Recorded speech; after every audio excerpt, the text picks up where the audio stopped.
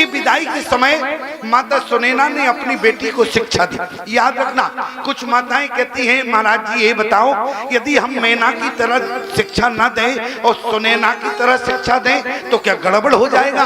अच्छा, सुनैना ने क्या कहा, तो अपनी बेटियों को गोद में बैठालने के बाद माता सुनैना ने क्या शिक्षा दी चलते समय, बोले सास ससुर, बोले सास ससुर गुरु अरे करियों सेवा और पति लक आयुष वन सरयो। सास ससुर गुरु करियों सेवा पति लक आयुष वन सरयो। क्यों? बोले सास ससुर गुरु की बात की और पति की बात की, लेकिन मैना ने करे सदा शंकर पद पूजा, नारी धर्म पति देव न दूजा। ये मत समझ लेना कि बेटी को विदा करते समय आप सुनैना की तरह बात करे, मैना की तरह बात करे। याद रखना, मैना भी समझदार थी, सुनैना भी समझदार थी। सुनैना जानती थी कि हमारी बेटी के सास है ससुर है, इसलिए सास ससुर गुरु सेवा करियो, इसके बाद पति रोक लक आयुष वन सरियो। और मैना जी जानती थी हमारी बेटी पार्वती के न तो सास है न ससुर है, होल सोल इंचार्ज कौन है? शंकर भगवान है। इसलिए करे वो सदा शंकर पद पूजा और नारी धर्म पति देव न दूजा। इसलिए माता पार्वती ने प्यारे शंकर भगवान के चरणों में जयमाल पहनाई। लेकिन एक बात बताओ, कुछ लोग कहते हैं फिर भांबर कैसे पड़ी होगी शंकर भगवान की? क्योंकि देखे दूल्हा भेषों में, तो क्या हुआ?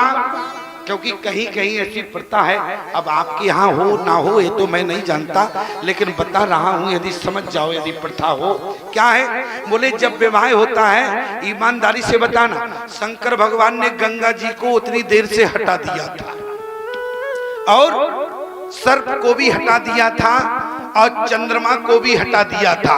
और जब विवाह होता है, अच्छा सर्प को जैसे छोड़ दिया तो सर्प आवे तो पुनः शंकर भगवान के ऊपर चढ़ जावे, तो स्थिति क्या बनी? तो शंकर भगवान का जो मंडप था उसके ऊपर जो कांच छाई रहती है उसी से बांध दिया था। आज जब विवाह पूर्ण हो जाता है, जब दूल्हे से वो गूंज छुड़वाई जाती है, उसका यही मतलब है कि सर्प बंधा हुआ है, इसको छोड़ दो और गले में डालो। कहने का मतलब है प्रथा जभी से चल रही, नहीं तो गूंज बंधने का क्या मतलब है? कौन बांधने आया है? गाय की गूंज छूटती है। समझ में आया माताओं के नहीं? याद रखना। और नाई से कहा जाता है लोटे में गंगा जल लाओ, तो गंगा जी वापस आ जाती है। और जैसे ही बर से कहा जाता है ध्रुव तारा देखो, तो चंद्रमा वापस आ जाता है। ध्यान देना, ये विवाह की बात नहीं थे।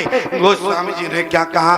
पानी ग्रहण जब की न महेशा, पानी ग्रहण जब की महेशा, हर से तब सकल सुरेशा, हर से तब सकल सुरेशा, पानी ग्रहण जब कीन महेशा, पानी ग्रहण जब कीन महेशा, पानी ग्रहण जब कीन महेशा, पानी ग्रहण जब कीन महेशा, ये हर से तब सकल सुरेशा, ये हर से तब सकल सुरेशा, ये हर से तब सुरेशा।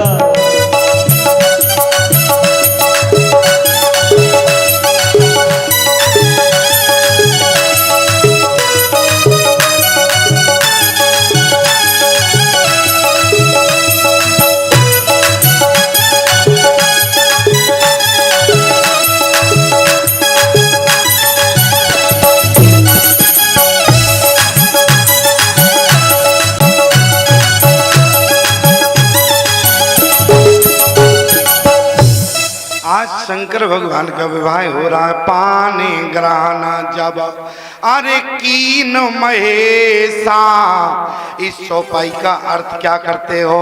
ये हर से तब सकल सुरेशा। अच्छा बताओ, इस पंक्ति में प्रसन्न कौन हो गया? क्या शंकर भगवान प्रसन्न? पूरा विवाह पढ़ना प्यारे शंकर भगवान कहीं प्रसन्न नहीं। क्यों?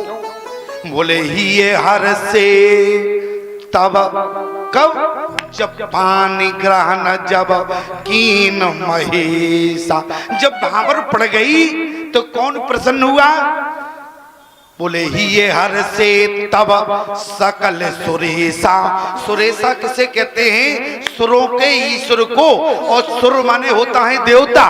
देवताओं के ईश्वर कौन है? भगवान राम है।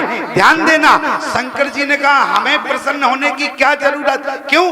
क्योंकि विवाह हमने अपने लिए नहीं बल्कि राम के कहने पर विवाह किया है, इसलिए राम जी प्रसन्न हो जाएं तो मैं अपने आप प्रसन्न हो जाऊंगा। इसलिए पानी ग्रहण जब अरे कीन महेशा, और ये हर से तब जब विवाह हो गया, जब भावर पड़ गई, तब राम जी प्रसन्न है। पहले कहीं प्रसन्न नहीं हुए। क्यों? बोले शंकर जी की बारात है, अब सगुन आए हैं, न मालूम कौन सा बवाल खड़ा हो जाए तो विवाह अधूरा रह जाएगा। और जब विवाह पूर्ण हुआ, प्रमाण क्या मिला?